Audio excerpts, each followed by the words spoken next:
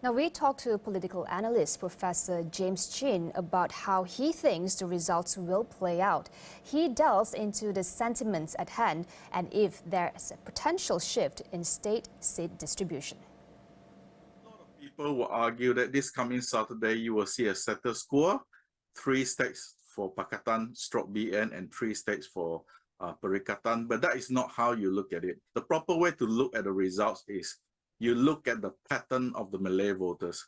So for example, you can have status quo, 3 states to either side, but if Perikatan made major inroads into, for example, Selangor, Negeri Sembilan, and Penang, and that they hold on, through massive majorities in Terengganu, Kelantan, and Kedah, sweep through all those 3 Malay heartland states, then I'll argue that the federal government becomes unstable, because what will happen after that is that Perikatan will keep saying that this government cannot be stable because the majority of the people, the Malay people, do not support this government. So I expect Perikatan to actually increase their seats in Kedah. I expect them to make some inway into Selangor and some inway into Penang.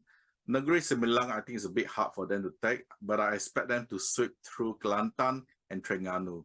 So basically, you have to look at the Malay voting pattern. As long as just win a small percentage of seats in Selangor, small percentage of seats in Penang, that should not be a problem.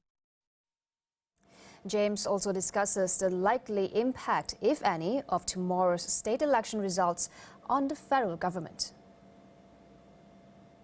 There is no direct link between the results of this upcoming election on Saturday and the federal government. But however, if, for example, the unity government does badly, say they lose 1 or 2 states to Perikatan, then it is quite clear that there will be tremendous pressure on Anwar Ibrahim to change his government and change government policies. His government will definitely becoming more unstable. And if there's going to be a change at the federal level, it will not be immediate. It will take a couple of months while people maneuver in the background. So there will not be any immediate changes. But if unity government does very, very badly, especially among Malay voters, you will have political instability, and this political instability may lead to a change in the federal government, say in the next 12 months. He also discusses the likely stance that parties in Borneo, such as Gabungan Parti Sarawak (GPS) and Gabungan Rakyat Sabah (GRS), will take following the outcome of the state elections on Saturday. The way to understand East Malaysia is that they want to be part of the federal government, but they also want a stable federal government. So for example, if Anwar Ibrahim loses the Malay vote this Saturday and the government becomes unstable, there is really no reason for GPS or GRS to stay in. If somebody else can put together a better coalition, a more stable coalition, GPS and GRS will be quite happy to join that new coalition.